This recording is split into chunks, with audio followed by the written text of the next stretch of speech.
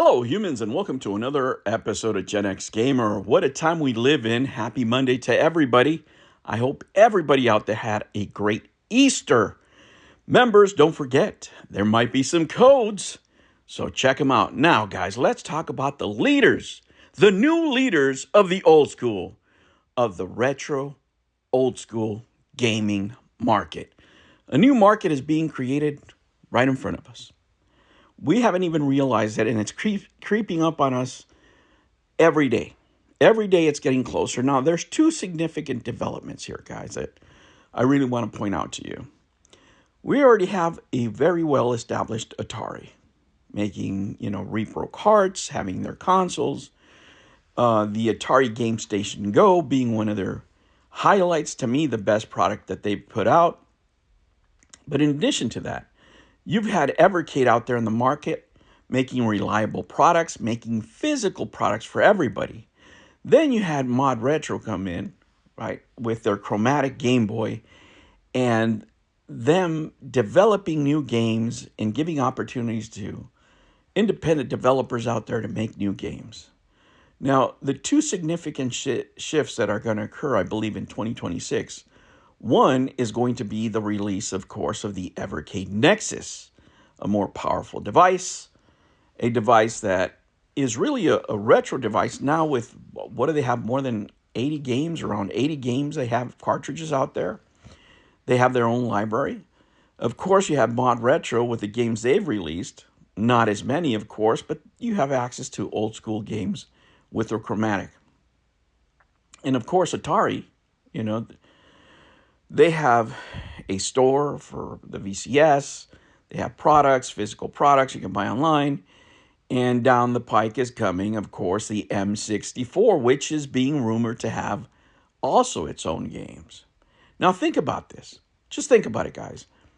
You could start retro gaming right now, and if you don't want to deal with the market, if you don't want to deal with overpriced carts or any of those things, you can literally choose any of these consoles and just buy new games from them, right? You can buy their carts. You don't even have to participate in the old retro market. You don't have to. It's a brand new market. It's a brand new day. Of course, you can use the old carts, right, in both the MODRetro and the Ataris. And you can have brand new carts with cases, with books, and everything, with the Evercade. So you don't have to go old school. You can game old school without having to pay old school prices, without having to battle it out in eBay, without having to go to whatnots, without having to go to your, local game store and having to battle with them. Now, in my opinion, all these, and I do mean all these, should be in retro game stores. That is literally the same customer. And somewhere where they could actually market, whoever gets in there, right, gets in there. Now we've seen GameStop start stocking the MODRetro. We've seen GameStop now, you can pre-order the Evercade Nexus.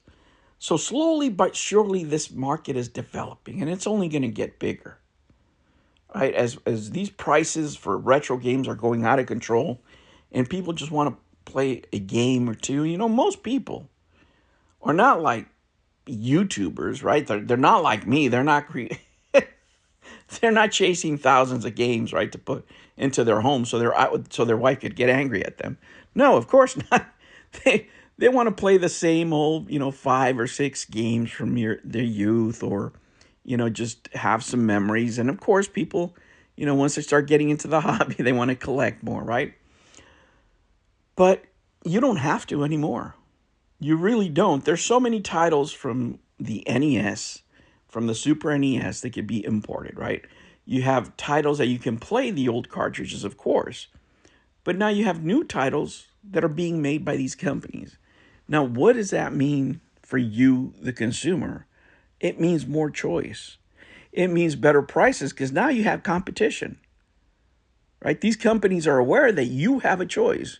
You can go old school, or you can choose one of 3 companies if you want to play retro games. Of course, they all offer different experiences. And if you want to have all the experiences, Of course, you could buy one of each system. Nothing's stopping you, right? But compare that to when everybody started collecting, modern, right? Modern times since YouTube, whenever YouTube began, right? This brand new move into retro games. What a different place it is, right? When we first started collecting video games, retro video games, nobody wanted them. And nobody wanted any of these. Now the hobby is out of reach for many people, right? Because the one game they really like is, over $100, right? If you want to buy it, it's crazy, right? It's crazy. There's a lot of great games out there for reasonable price. Don't get me wrong. But if you want to build your old collection back from the 80s, from the 90s, it could be pretty hard depending on what you're looking for. And now you have more options. Now you can look back. Whether you want to play on a countercade, remember those arcade days? You can do that with of course, with Evercade, right? And their countercades. Of course, there's still the one-ups, arcade one-ups out there, even though, now it's going to be basic fun, what have you. But, these companies have different products. Atari has a full arcade unit too. I think it's like $5,000 or something like that. But regardless, if you just want to stick to the basics, if you just want cartridges, right? If you just want physical media, these three are going to offer so much for you to play, right? If you want to collect, the old games still, you have that option. If you want to play brand new games in a physical form, now you have that option too. Of course, you can play retro games. You can play the old Intellivision games with the Intellivision Sprint. And, not too far behind, Atari's already thinking about putting the physical cartridge on that with all the success that console had. And I'm sure that was a sleeper hit for them. They didn't know what kind of business they were going to do with that particular console. Are they going to upgrade their Atari systems? I would say so, because there's plenty of 5200 games out there, right? That are wanting to play. Is it going to be an adapter? Right? We have a whole Coleco library out there that nobody's even touched yet. The N64, the M64 library, right? What did Nintendo have, like 300 games or so? But in addition to that, you're going to have new games, and you're going to have the ability to connect your chromatic to your M64. I'm telling you guys, the future is bright. Not only for you as retro gamers, but for developers out there who love these old consoles. I don't know how open Evercade is, for example, to letting independent creators, but they have a few indie games on there, right? But it's a whole new market. It's a whole new market for people to explore. It's a whole new market for these publishers that give opportunities to independent creators to open up. I'm really excited, guys. I am excited for what's coming up. For me, I like the old school Evercade. I like my original Evercade. I also have the Versus, but the handheld is the old school handheld is the one for me. As far as Atari, I love my Game Station Go. I love my 7800 so far, and I played my VCS a bunch, right? When it comes to MODRetro, I love the chromatic, and I am so waiting for that M64 to fire off. Because I'm telling you, the hardest thing I have right now is to choose what hardware I'm going to get. All right, guys, I hope you guys are having a great Monday. I hope it's a productive Monday for you.